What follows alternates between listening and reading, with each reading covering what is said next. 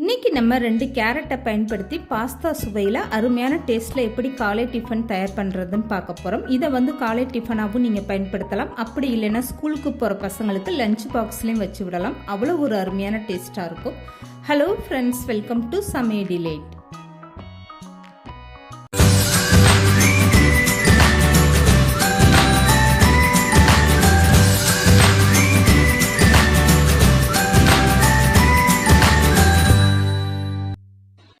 First இந்த மாதிரி 2 கேரட்டை கட் பண்ணி எடுத்துக்கோங்க. மேலே உள்ள தோலை நீக்கிட்டு இந்த மாதிரி சின்ன சின்னதாக நீங்கள் கட் பண்ணி எடுத்துக்கோங்க. கப்போடைய அளவுன்னு பார்த்தீங்கன்னா 1 கப் அளவுக்கு நான் கேரட் எடுத்திருக்கேன்.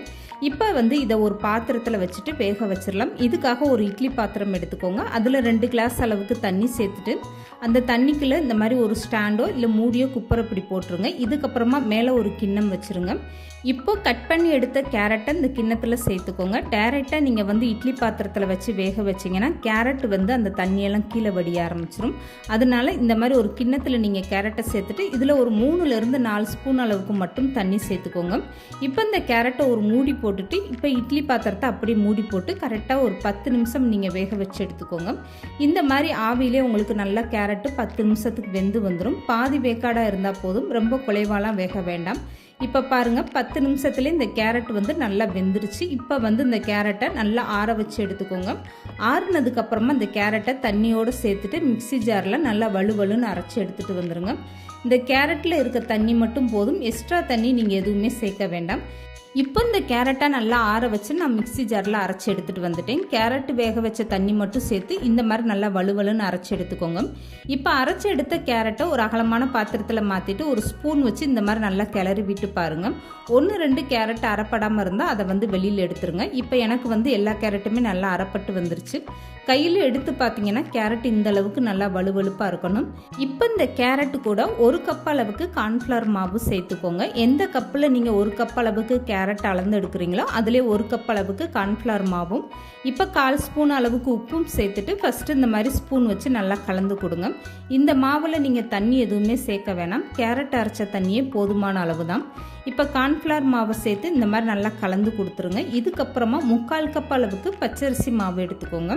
இப்போ எடுத்து வச்சுருக்க பச்சரிசி மாவை அப்படியே சேர்த்துட்டு நல்லா ஒரு ஸ்பூன் வச்சு கலந்து கொடுத்துருங்க. இதில் நான் கார்ன்ஃப்ளவர் மாவு பச்சரிசி மாவு ரெண்டுமே சேர்த்துருக்கேன்.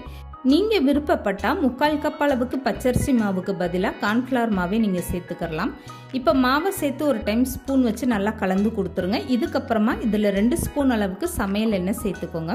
இதுக்கப்புறமா நீங்கள் கை வச்சு இந்த மாவை நல்லா பிசைஞ்சு எடுத்துக்கோங்க. தண்ணி எதுவுமே நான் சேர்க்கலை, கேரட் அரைச்ச தண்ணியே கரெக்டாக இருக்குது. இந்த அளவுக்கு மாவை நல்லா கெட்டியான பக்குவத்தில் நீங்கள் பிசைஞ்சு எடுத்துக்கோங்க.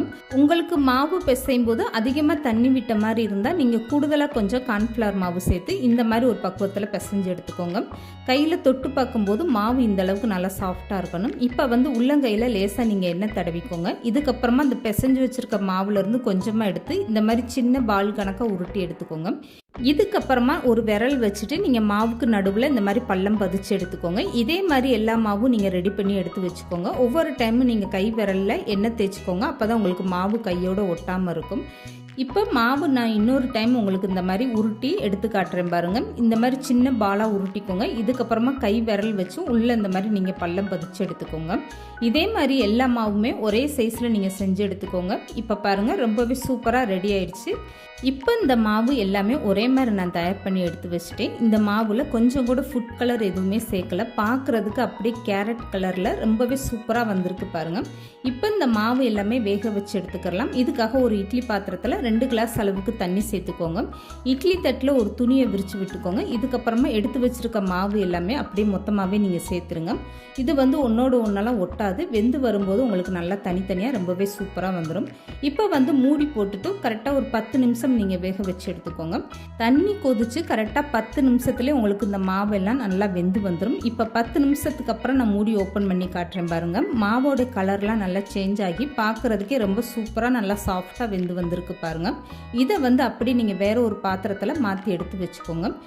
இப்போ இதுக்கு ஒரு மசாலா தயார் பண்ணணும். இதுக்காக ஒரு அகலமான பாத்திரம் எடுத்துக்கோங்க. இதில் 2 ஸ்பூன் அளவுக்கு சமையல் எண்ணெய் சேர்த்துக்கோங்க. இதில் 4-5 வெள்ளைப்பூடு சின்னதாக கட் பண்ணிவிட்டு அதை சேர்த்துக்கோங்க. பூண்டு ஓரளவுக்கு நல்லா வதங்கி வந்ததுக்கப்புறமா அடுத்து மற்ற பொருட்கள் எல்லாமே சேர்த்துக்கலாம். இப்போ ஸ்டவ்வை மீடியமாக வச்சுட்டு இந்த பூண்டை நல்லா வதக்கி விட்டுருங்க. பூண்டு இந்த அளவுக்கு நல்லா வதங்கும் போது தான் உங்களுக்கு நல்ல ஒரு வாசனையும் டேஸ்ட்டும் கிடைக்கும். இப்போ வந்து அவிச்சு எடுத்து வச்சுருக்க இந்த மாவு எல்லாமே இதில் சேர்த்துருங்க. ஸ்டவ்வை நல்லா குறைச்சி வச்சுருங்க. இதுக்கப்புறமா 5 ஸ்பூன் அளவுக்கு டொமேட்டோ சாஸ் சேர்த்துக்கோங்க. இது கூடவே 1 ஸ்பூன் அளவுக்கு சோயா சாஸும் சேர்த்துக்கோங்க.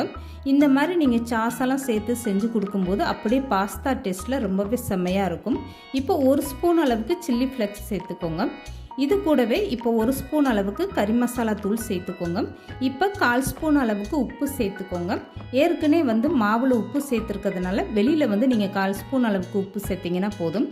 இப்போ இது கூடவே கொஞ்சமாக கட் பண்ண குடமிளகா நான் சேர்த்துருக்கேன். உங்ககிட்ட குடமிளகா இருந்தால் சேர்த்துக்கோங்க. அது இல்லைன்னா விட்டுட்டு நீங்கள் மற்ற பொருட்கள் எல்லாமே சேர்த்துக்கோங்க. இப்போ ஸ்டவ்வை நல்லா குறைச்சி வச்சுட்டு ஒரு டைம் கலந்து கொடுத்துருங்க. இதுக்கப்புறமா 1/2 ஸ்பூன் அளவுக்கு தனி மிளகாய் தூள் சேர்த்துக்கோங்க. இதுக்கப்புறம் ஒரு டைம் நல்லா கலந்து கொடுத்துட்டு நீங்கள் ஸ்டவ்வை ஆஃப் பண்ணிடுங்க. அவ்வளோதாங்க, ரொம்பவே சூப்பராக ரெடி ஆகிடுச்சு பாருங்கள். இப்போ இதுக்கு மேலே கொஞ்சமாக கட் பண்ண கொத்தமல்லி தூவிட்டிங்கன்னா இதை வந்து நீங்கள் காலையில் சாப்பிட்றதுக்கு டிஃபனாகவும் குழந்தைகளுக்கு கொடுக்கலாம். அப்படி இல்லைன்னா லஞ்ச் பாக்ஸ்லேயும் வச்சு விடலாம். கேரட்டே சாப்பிட மாட்டேன்னு அடம் பிடிக்கிற குழந்தைகளுக்கு இந்த மாதிரி நீங்கள் ஒரு டிஃபன் செஞ்சு கொடுங்க. வேண்டானே சொல்ல மாட்டாங்க. அவ்வளோ ஒரு அருமையான டேஸ்ட்டாக இருக்கும்.